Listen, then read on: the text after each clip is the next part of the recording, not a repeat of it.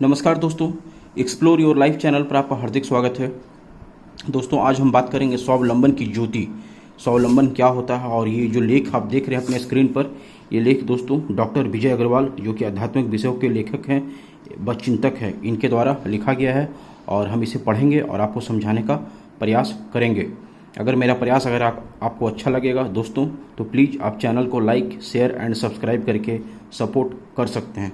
तो चलिए दोस्तों, बिना देर किए हुए इसे हम पढ़ते हैं और आपको समझाने का प्रयास करते हैं। स्वावलंबन की ज्योति।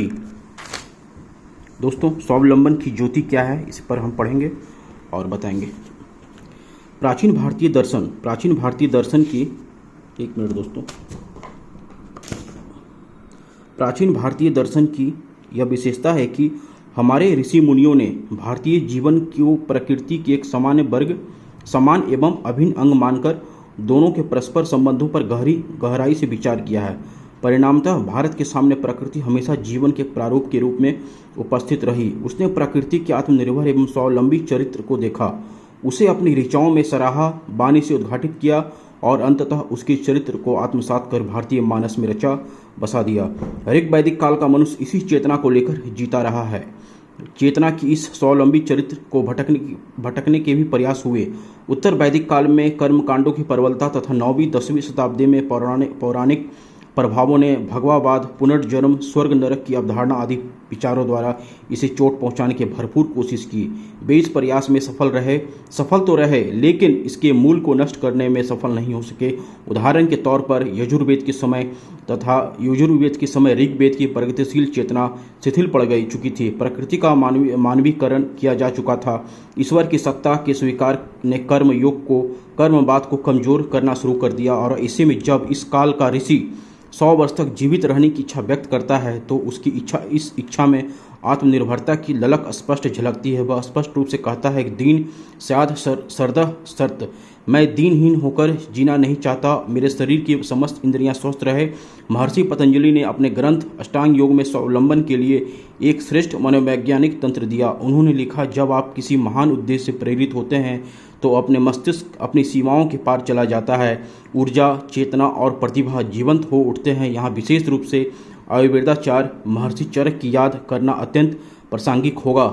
जड़ी बूटियों द्वारा इलाज किए जाने के बारे में उन्होंने स्थानीय आत्मनिर्भरता का एक जबरदस्त सिद्धांत दिया था। उन्होंने कहा था, किसी स्थान विशेष में रहने वाले लोगों की चिकित्सा उस क्षेत्र में उत्पन्न होने वाली वनस्पतियों से ही हो सकती है। आइए अब त्रेता युग के राम और द्वापर के कृष्ण को याद करते हैं। युद्ध में वनवासी राम के समक्ष शक्ति, वैभव, विज्ञान एवं ज्ञान के संपन्न योद्धा रावण अपनी प्रशिक्षित राक्षसी सेना के साथ खड़ा था और यदि राम चाहते तो अयोध्या में सेना बुला सकते थे, लेकिन उन्होंने स्थानीय लोगों एवं संसाधनों का उपयोग करते हुए रावण को पराजित किया।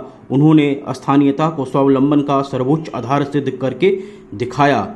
वहीं द्वापर युग में जब गोकुलवासी इंद्र की पूजा के बारे में विचार विमर्श कर रहे थे, कृष्ण ने उनसे कहा, इंद्र की पूजा मत करो, उसकी पूजा करो जो तुम्हारे साक्षात मदद करता है। लोगों ने कहा, वह कौन है? तो कृष्ण ने कहा, गोवर्धन पर्वत। वह तुम्हें मिट्टी देता है, वृक्ष के फल और लकड़ी देता है, पशुओं के लिए चारा देता है। तुम गोवर्धन की पूजा करो। पूजा न करने पर इंद्र नाराज हो गए, उन्होंने भारी वर्षा कर दी। कृष्ण ने सखाओं व लोगों के सहयोग से गोवर्धन को उठाकर इंद्र के मर्दन कर संदेश दिया कि देव निर्भर नहीं, आत्मनिर्भर बनो।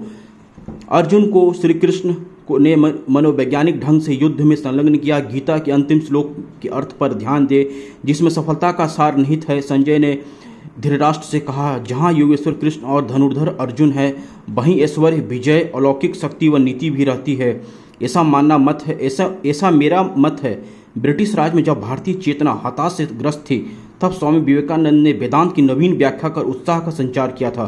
कठोपनिषद से लिया गया उनका नारा था, उद्दिष्ट जागृत प्राप्य बारणी बोधत, यानी उठो, जागो और उद्देश्य की प्राप्ति तक रुको मत। ये था दोस्तों स्वावलंबन की ज्योति, और ये जो लिखा गया है वो डॉक्टर विजय अग्रवाल जो कि आध्यात्मिक विषयों के लेखक हैं एवं चिंतक हैं। तो दोस्तों, कैसा लगा आप हमें कमेंट में बताइएगा। फिर हम आपसे नेक्स्ट वीडियो में मिलेंगे, तब तक अपना ध्यान रखिए।